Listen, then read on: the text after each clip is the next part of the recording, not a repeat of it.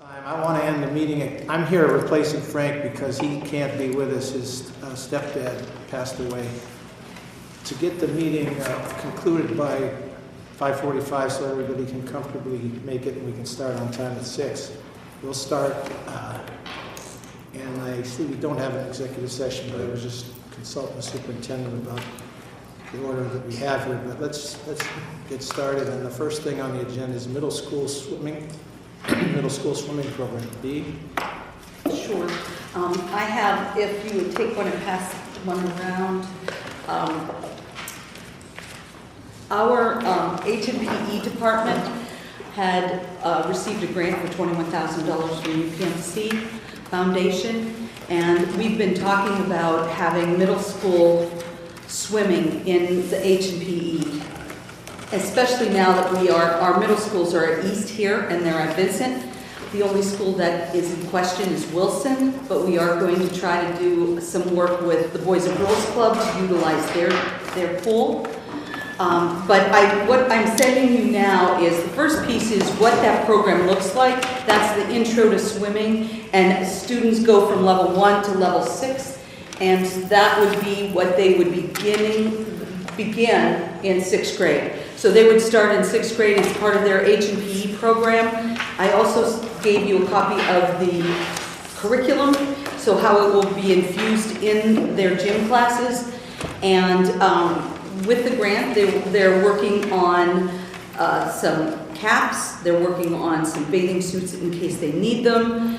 And I was at East and Vincent today to see the pools and talk to the H&PE teachers, and they are well aware and they're pretty excited about it. So, and one of the things that Boo Haggerty said when we received the grant was, if we can save one student by giving them an opportunity to learn how to swim, we did our job. So they were very happy in supporting this program.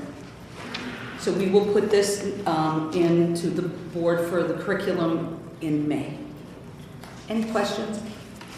Because I'm in full favor of this, and I just know that I go to a lot of the high school swimming, meets, and Erie is always not doing well. So maybe this will help bolster that.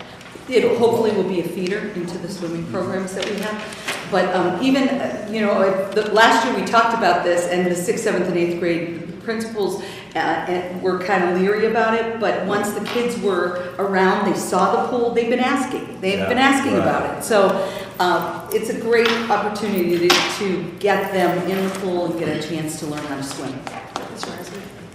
I know this might be a scheduling nightmare, but what if we have students that are high level of swimming but still want to participate in this program but maybe don't belong in level 1, say, in the 6th grade? Do we have any mechanism for that? Or right now they're meeting on May 15th, the whole H&PE department, and they're going to be really looking at what that looks like.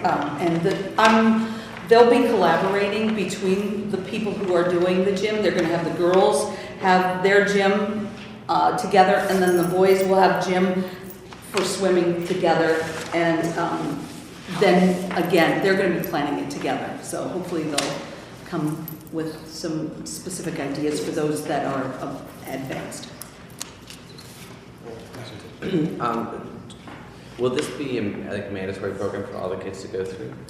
It is part of the H&PE curriculum, yes it would. So here come my infamous questions then. Mm-hmm. Okay. Do we have anything for kids who, especially our traumatized kids maybe who have experienced extreme sexual abuse or those natures, where they could maybe opt out? Or is there going to be I'm worried about those kids, and I'm also worried about any of our transgender youth, how this might work for them. So just, I guess those kind of things when we go to the planning phase, just to be a part of those discussions. Absolutely. May 15th is that day that they're going to take to start that piece in place. So definitely we'll bring those questions to them.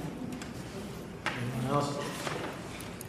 Thank you. The facilities plan. Mr. Walker, do you want to go first, or do you want to allow Mr. Seibert to introduce it? Mr. Pluto, are you going to be discussing the architectural? I am. If I could just make one note to the board, and that is Mr. Pluto is going to be presenting to you a proposal for the possibility of submitting for architectural services for the school district. My brother does have an architecture firm here in town. When he approached me with this and asked us to review the proposal, I did recuse myself from this. It's not a legal conflict, it's just an appearance of one. I've documented that in writing with the administration, and I wanted the board to know that I have recused myself fully from any review of this proposal or anything relating to it, and that my partner Tim Sennett has handled that for the firm. I didn't want to get in the way. Thank you. Eric? So we, as I reported last week, one of the first things we did when Mr. Zogby was up here was give him a tour of the facilities. And after the second building, he told us he got it. He understood that we have some issues to deal with. We had a discussion about how to proceed, and he would like us to develop a prioritized and priced out facilities plan. So that he can share that with PFM and start to think about how to incorporate it into our financial plan. So as Eric and I started talking about it, we feel at this point, if we're going to get that in depth with some of these projects, and we're talking about, bigger things like boilers and HVAC systems, electrical systems, that at this point we're going to need the help of an architect to help design and prioritize and cost out that plan. So tonight we're proposing, we've worked with two different architects and consultants over the years, Bob Mars as well as Vern McKissick. Both of them I know are interested in submitting a proposal for something like this. So we thought that it would be good to start that process and actually send out an RFP which would incorporate the development of the plan as well as the architectural fees related to whatever the project is. So again, this is a two-pronged approach that we would be hiring somebody to help us develop the plan and then also be our architect to implement it. And my thought process there was that it would be good to have somebody that has an intimate knowledge of the district when they do this, but also I'm hoping with the facilities plan that if we dangle the carrot of the architectural fees, that we're going to get a better price on the facilities plan up front. So, Eric, I don't know if you have anything you want to add to that? Just that we started to make this list of capital improvements that we feel are needed to make buildings more safe, comfortable, and functional. And so we're working with our team in facilities as well as other people to try to populate that list as completely as we can before we sit down with someone who may not have that in-depth knowledge of the district. And we really like to cast a wide net on this. This is going to be a very unconventional process because we're not necessarily looking at particular buildings. We know, Erie High is one that we need to target, but we also have a lot of different safety and other issues behind the walls at a number of our buildings. So we're hoping to cast a wide net with this RFP and get a lot of different ideas to the table about how to approach this. What I would propose, if the board's comfortable moving forward with this, is if we get a couple board members that would be willing to participate on a committee to help do the selection process. Mr. President, I think what I'd like to see us do, Eric, might be to set this, like Zogby said, in priority, to do the absolute essential work first, then to look at that and analyze the cost of what it is that we're going to be facing, just to bring the schools to a level that it's acceptable. Then we can move forward with HVAC and that kind of an expense, and then we could look at, based upon that overall expense, A, B, and C, then we could say, okay, then it's going to estimate cost us $65 million to do this. Then we could set forth a bond issue, move forward with that.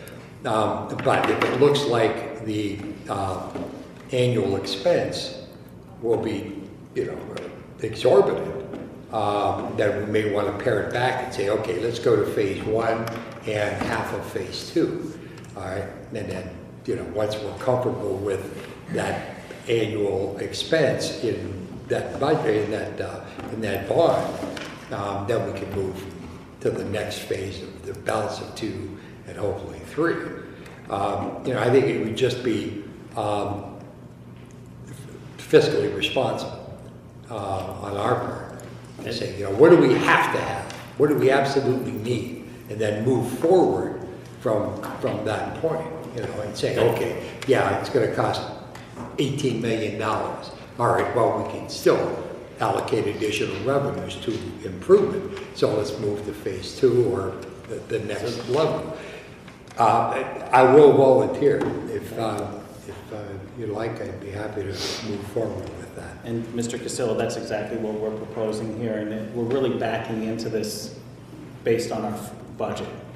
So we did talk a couple meetings back about the possibility of floating a $50 million bond issue. I'm still feeling like we will be able to afford to do that. And with some of the surpluses that we're going to generate here the next couple of years, I believe we're going to have about $60 million to work with. So again, once we get that prioritized list of needs, we'll see how much it is, and we'll do 60 million or 50 million or whatever we can afford this round, and then we'll have the list for the rest. And hopefully 3 years down the road, when that work is done, we'll be able to look at maybe doing another issue or something. Yeah, right. Perfect. Okay. Mr. President, the question I have is from what Mr. Castillo said. When you say the essential, or when you're going, what's essential? Are we just talking about structural issues, or are we moving up a little bit from that?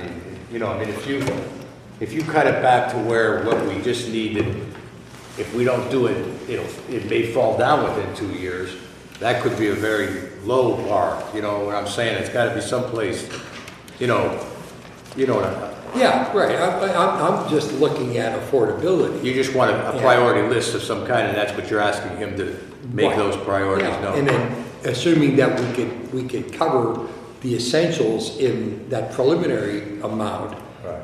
20 million, let's call it, then we have 60 million that we could technically afford to retire at what, 3 million a year about is what we were talking about with that bond issuance. Then we can say, okay, this is phase 1, this is what we need to have done. Phase 2, this is what we want to have done.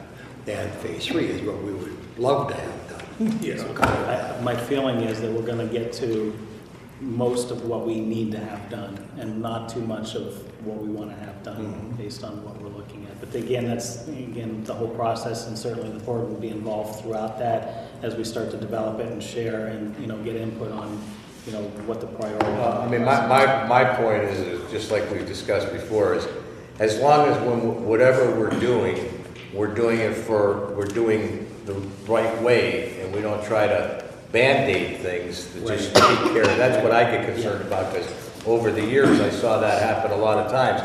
They redid buildings, and when you went in, they really didn't redo the building. They put carpeting down and cleaned up, so those are the kind of things that I want to make sure that whatever we do right, so that we're not looking at it in another 5 years. Right. And interestingly enough, as you mentioned that's one of the things that Eric and I discovered as we started doing that process.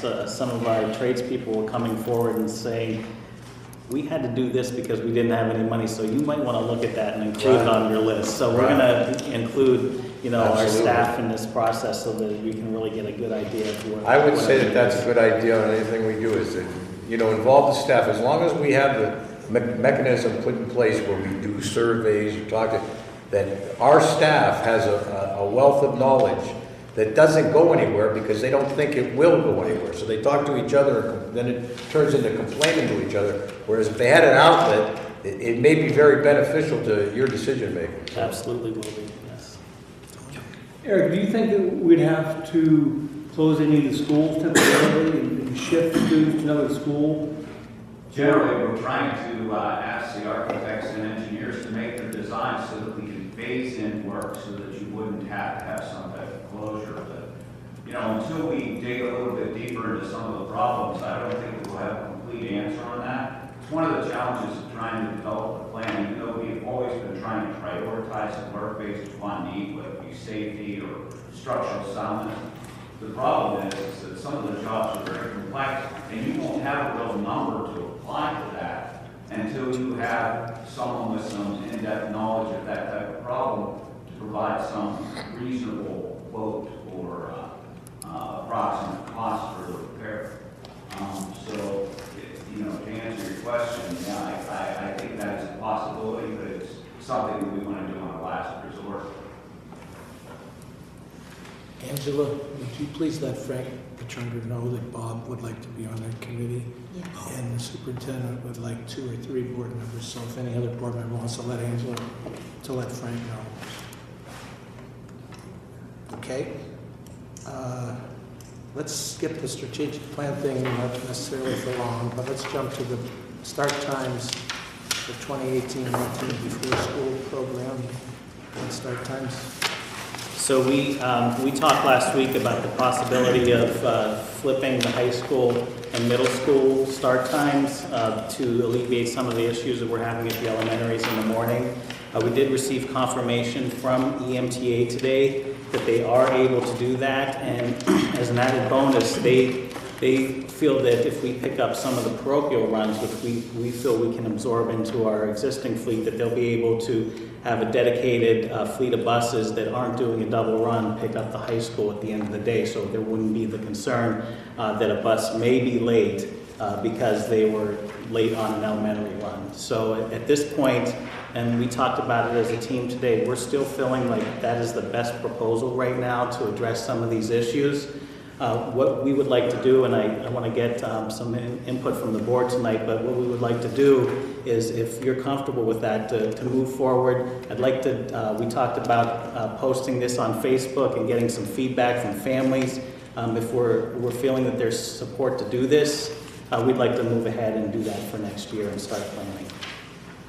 I know personally I posted it already on Facebook and got some feedback.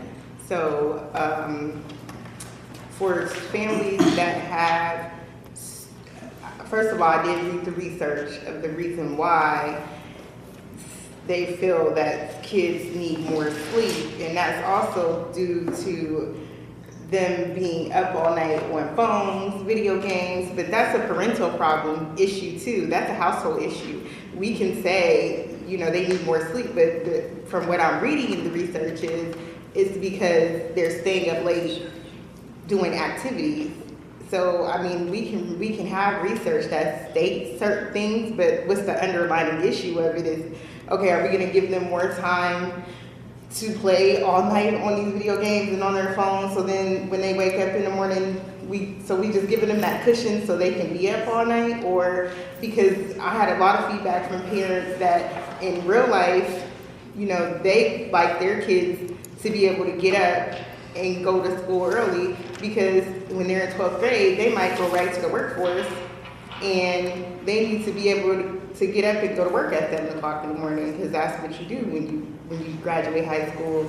If you don't go to some higher educational program, and even in that, you still might have to get up early.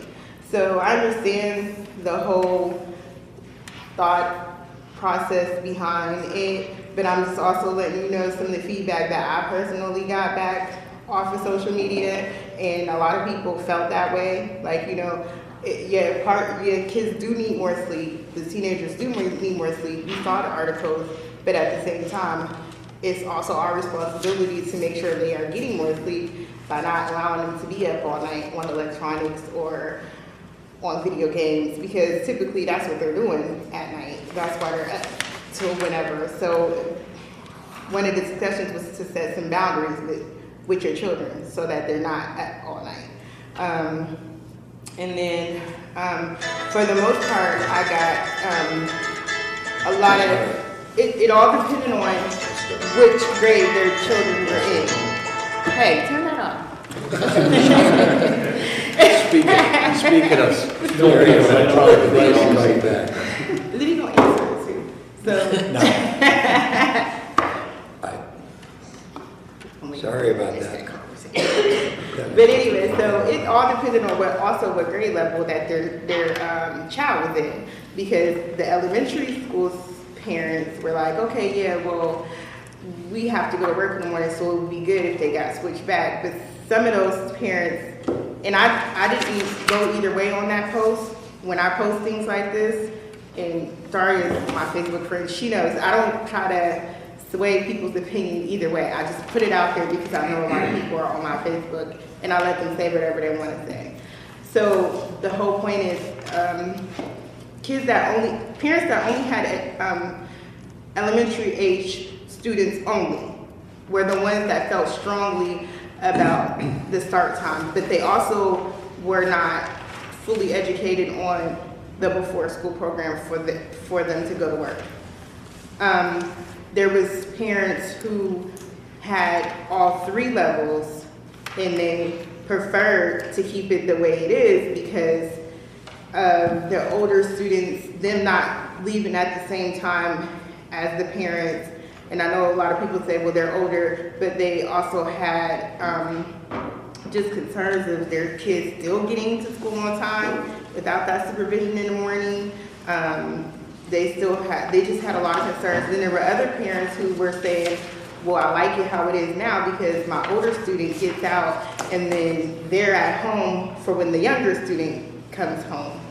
And then they're not at home by themselves. Either way, you're gonna get before school latchkey kids and after school latchkey kids. It just depends. It doesn't matter either way. You're gonna get those elementary school kids who are getting home before parents are getting home. And a lot of those parents felt like, okay, I'd rather have my teen at home by the time my elementary school child gets home. And then also, we have to make sure we fully informing parents because this is already built into our budget, correct? The money that we talked about for the before school program. That's correct. It is built into our budget. But if- So I know it's the cost that we're looking at ways to cut money, but it's still already built in, and there are gears programs before school as well. So this is what parents of students in the district are saying. To me, it don't matter either way because I have children on all 3 levels. I have elementary students, I have middle school students, and I have high school students. Personally, I know it's going to be, if my schedule wasn't as flexible as it is, it would be a concern of mine if my 2 older ones getting to school when they need to get there because, okay, we do say, okay, when they're older, they still kids, you know, and I got that feeling from a lot of parents who gave feedback on that post. And they did, and there was a couple parents who had read the research, who said it worked in Texas with her kids, but all her kids was in high school. So the ones that I paid the most attention to were the parents who had students on all 3 levels, which is elementary, middle school, and high school. So, you know, I mean, that's just what I'm letting you know. You know, a lot of the people who have the students at all 3 levels prefer things to stay the way they are. They didn't know, some parents knew that it was already in the budget, some people didn't know that it was already in the budget. And a lot of parents just said that it's our responsibility to make sure our kids get enough sleep, you know, so. One thing too, I just want to clarify that we're looking at moving the high school back a half hour from where it is now, from 8 to 8:30. Mike, right now, that you don't start counting tardies till 8:15? If students are in the building, they're tardy to their class right after 8 o'clock. So from 8 to 8:10, 8:15, they're tardy, teacher marks are tardy. For them to get into class after 8:15, they have to have a room slip from the attendance office. Okay. Okay, it's 8:10 because my daughter sometimes don't make it by 8:10. Yeah, so But so that's, I so did see again, if we're- research, I did see the research on the 8:30 start time. And that would give parents enough time to do whatever they're talking about doing in the morning with, you know, dropping elementary schools off at 8 and then dropping their high school students off to be at school by 8:30. I saw that in another school district. That's how they did it. So, I mean, I guess it's just depending on what time you're talking about. If it was an 8:30 start time, then parents would be probably more easy with that staggered time. I'm right about that, right? Okay. 8:40. Well, yeah, I saw 8:40, research. yeah. I looked up some other school districts that did it like that too. They started it between like 8:30. What was 8:30? So We've got that's some- just my input from what I got from people in the community as well. We've got several other things to deal with, and I want to make sure we get out of here at a comfortable time to start the regular meeting on time. As I understand what the superintendent is requesting is rather than impose a change without consulting the community. He's asking us if we're okay with the school district officially seeking public input. Does any board member object to that or have any other thoughts? Mr. President, I don't have anything against that, but I would just like to state that, like, I respect everything that you said, but when you talked about the research a little bit, all I know is this, and this is all I'm saying, is that I heard this research probably 15, 20 years ago. So it's not like about video games and electronic devices. It was about physiology and how people, you know, when you're in those teenage years, how that works on your hormones and such. So, I mean, the research is pretty, it's pretty old. I mean, it's been around for quite a I while. understand what I read. I understand, I'm just saying, but I'm saying that I heard that research long before there were iPhones, and that makes me feel old, but I'm just telling you. All right, thank you. Mr. President, you want to poll the board? Well, okay. I vote yes, and we should move forward. Yes. Yes. Me too. Tom? Yes. Yes. Yes. Yes. Thanks. That was easy. The review of the agenda, is there anything on the agenda?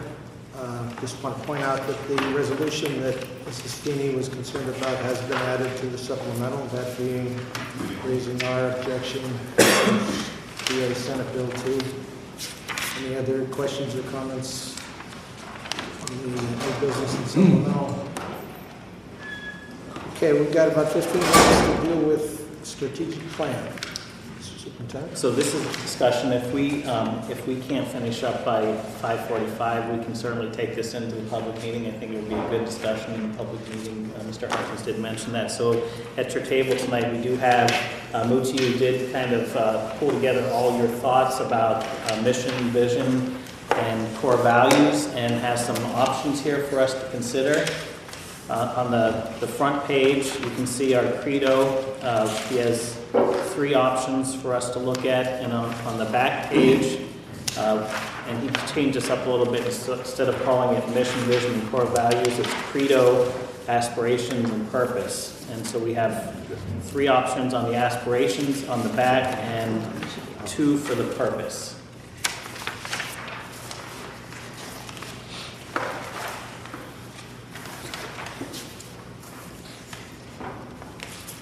Anyone?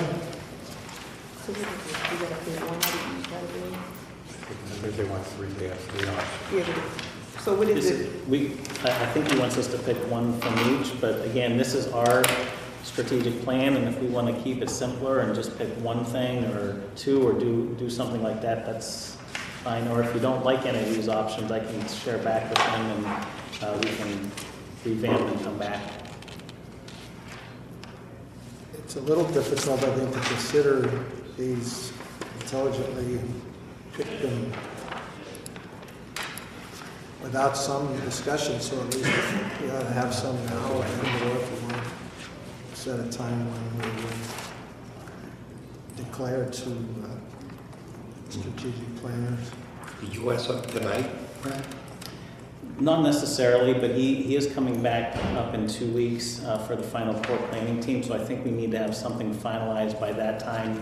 I believe there's a board leadership meeting at that time too, so if you want to take this and just digest it until then, and then maybe we could discuss it when he's up here, we can certainly do that. Yeah, personally, I would like to do that and just have the whole packet in front of me that we had all worked on Sure. together to look at all those things that we Okay. had said. And maybe we can all come back with our arguments. Okay, one thing I really like, if you look at on aspirations, option B3, I really like that simple statement, and whatever you choose for the rest of it, it would be nice to have something like that on our letterhead, or, you know, just a nice simple statement about what we're doing. It's the first thing I checked. I actually like that. That's option B2 of the aspirations. B3. At the- B3. Just Okay, for B3. engagement, personalized pathways, and Yeah. educational excellence. It's just But then Very simple and straightforward. Didn't we talk about doing something simple like that? Yes. That was like our last thought, right? Remember, you were telling us we were too wordy. Yeah, I did say that. She says it, you too. I did. I'm just set it out, because I don't ever talk unless I have really something important. I'm a minimalist, so I'd be happy if we threw out all of it and just had that. You know, just keep it easy. We talked about, I mean, I like that one too, so. Well, we've got 15 minutes to kick it around if you want. I just want us to end on time and we don't have an executive session, so. On the first part, I can make I prefer option A3 at this point. That's just mine. We want to circle these and do it that way. I don't know, however you want to do it, but I like A3 with the well-rounded inclusive education. Our passion is continuous learning. We urge personalized pathways to success for every student. I think that. Well, let's work on it. Let's, of the credo, Robbie prefers A3. Anybody want to weigh in on that one or any, no? Tom? I guess I like A3 on the bottom. I would only include between 2 and success for lifelong success. Personalized pathways to lifelong success, not just to get them to graduate if we don't care about you, but just lifelong success. Maybe Stealing that from, option A2. last one. Personalized pathways to lifelong success? Yeah, that's why I have no problem. A1 and A2 are identical except for, the cause and passion are switched. I got a bad hand to write. Could someone, I hope Brian I'm and right. Angela Notes, yes. keep score? Okay. I'll go with B3 on the back.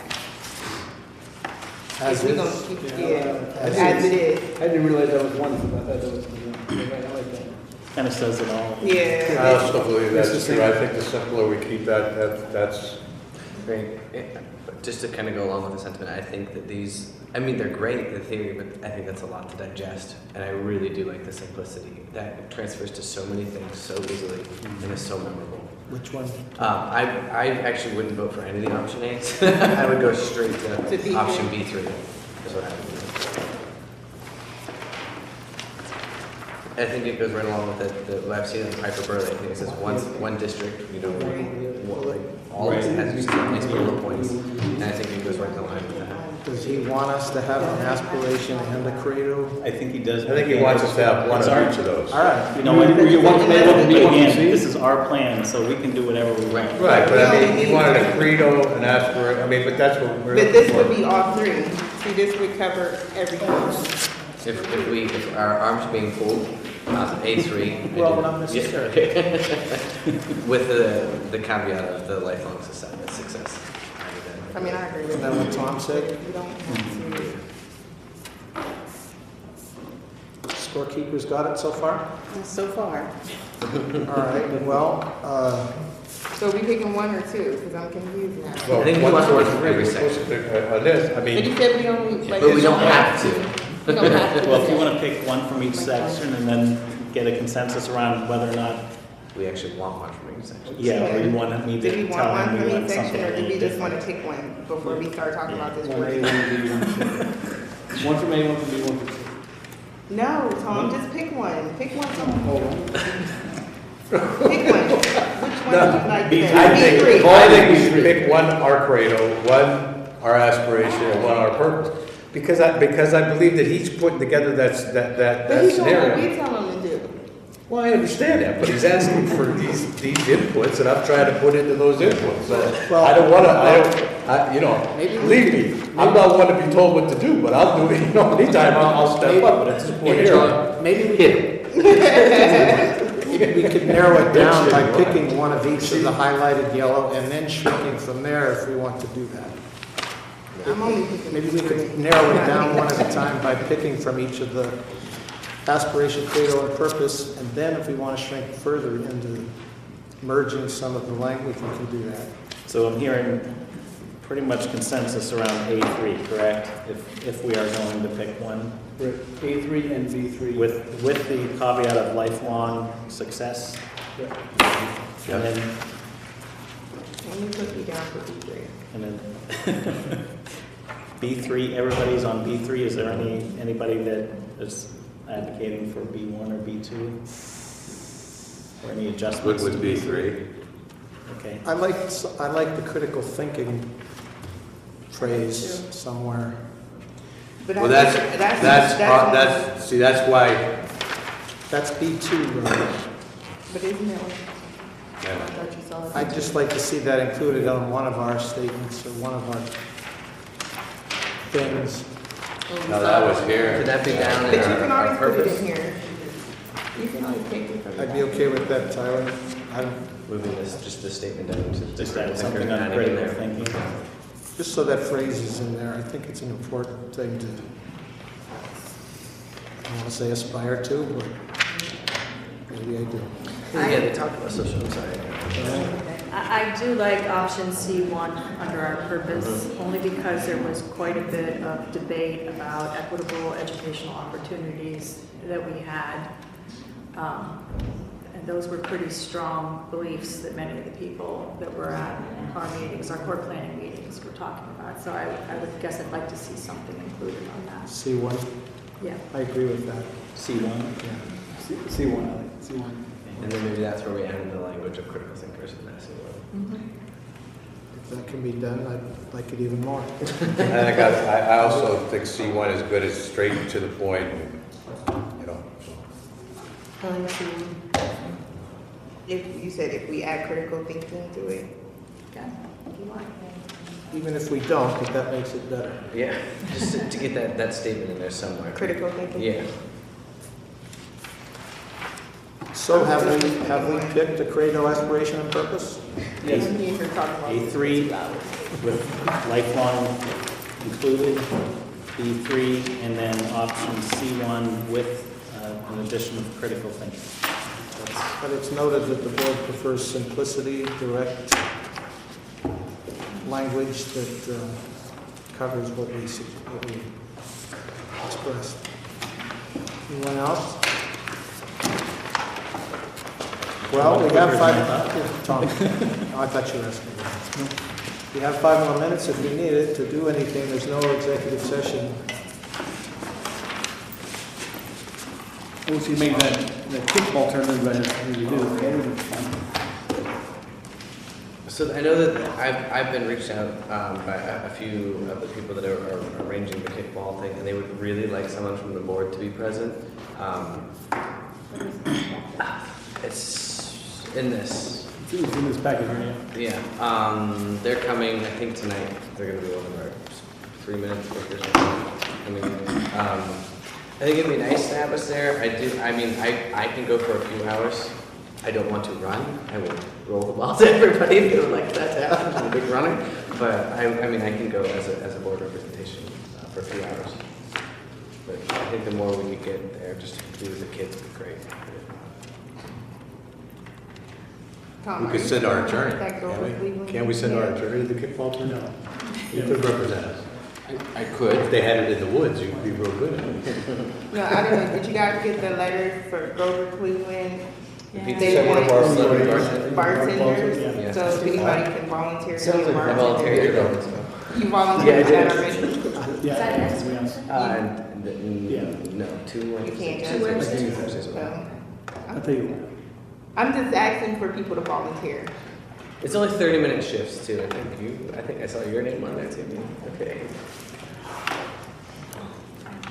I'll yield my time to Tyler on that. Okay. If we do have a few more minutes, I received a very nice letter from one of our science teachers in the district, Faye Hardaway Nelson. And Faye is also the state director for PJAS, which I have always found within my own children to be a very valuable program. So after reading the information that she sent me, and I'll ask Angela to make copies of it so I can share it with all of you. 2 things. One, that we start to look at where we have PJAS within our middle schools and high schools, and if there is some room for expansion.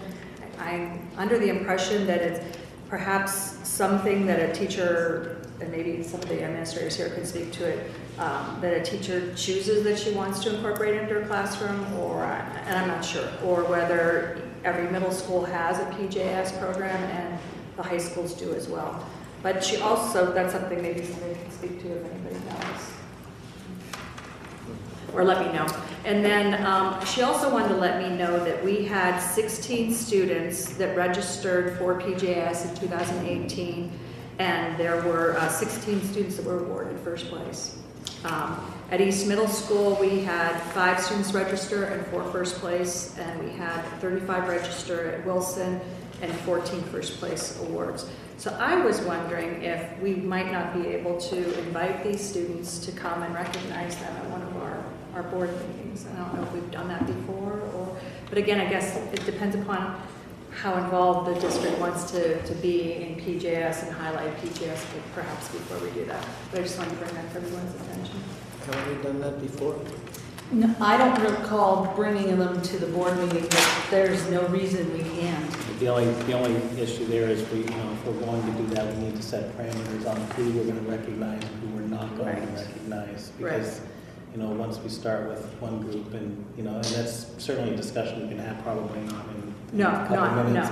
But you guys could have just to that make sure it's discussion. fair across the Absolutely. district as far as all of the students that are participating. Right. in activities. And it might be something we want to do next year going forward as well. I just wanted to bring it to your attention. Yeah, it's certainly something worth discussing. It's Okay. very nice to recognize our students. I know both East and Wilson did. Nora, do you recall, did Vincent do it this year? I'm not sure if they were involved this year. I'm inclined to say no. But some of their teachers do Science Olympiad. So not everybody chooses PJAS as. So there's different. Yes. And I only know because at Wilson, my son, Wilson required it. And I think that's why you saw so many registrants. And my only point about recognition is, so they're going to states because my son's going in like the 3rd weekend of May. So anything we did, we probably want to do after that. Right. Perhaps, to kind of let the whole cycle Go through. Well, let's end the meeting and do our best to start right on time at 6 o'clock because